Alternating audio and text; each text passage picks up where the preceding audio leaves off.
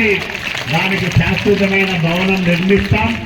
ఈ పాఠశాల లీప్ స్కూల్గా మారబోతా ఉంది కాబట్టి ఒక స్కూల్ ఆఫ్ ఎక్సలెన్స్గా బీఈఎల్ హై స్కూల్ నిలుస్తుంది.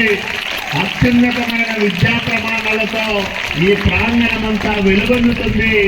ఉపాధ్యాయులకు, హెడ్ మాస్టర్ గారికి, ఎంఈఓలకు అందరికీ కూడా నేను పదే పదే కోరుతున్నా. కాబట్టి ఈరోజు తల్లికి వందనం 10,000 కోట్ల రూపాయలు ఇవ్వడం అనేది ఎప్పుడూ జరగలేదు. 67 లక్షల మంది విద్యార్థులకు ఈ సౌకర్యం కలుగుతూ ఉండడం వల్ల ఆ తల్లుల్లో వ్యక్తమవుతున్న ఆనందం వర్ణించడానికి అక్షరాలు సరిపోవు. అంత అద్భుతంగా విద్యారంగాన్ని తీర్చిదిద్దుతున్న నారా లోకేష్ బాబు గారికి పేద పిల్లల తరఫున, వాళ్ళ తల్లిదండ్రుల తరఫున మనస్ఫూర్తిగా ధన్యవాదాలు, కృతజ్ఞతలు తెలియజేస్తూ ఉన్నాం.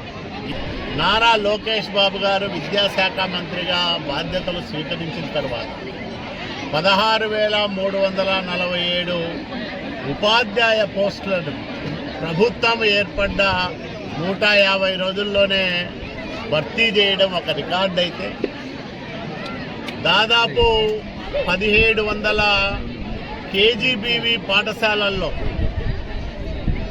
అదనపు తరగతి గదులతో పాటు హాస్టళ్ళు, భవనాలు నిర్మించి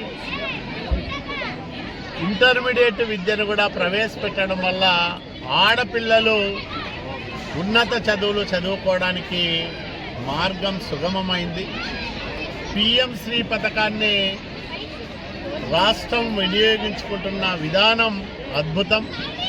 కేంద్ర ప్రభుత్వ నిధులను సద్వినియోగం చేసుకోలేని గత ప్రభుత్వాల వైఫల్యాల నుంచి ఈరోజు పిఎం శ్రీ నిధులను వినియోగించుకుంటున్న తొలి రాష్ట్రంగా ఆంధ్రప్రదేశ్ రాష్ట్రం భారతదేశంలో నిలవడం గొప్ప స్ఫూర్తిదాయకమైన విద్యా ప్రయాణంగా మనం పేర్కొనాలా.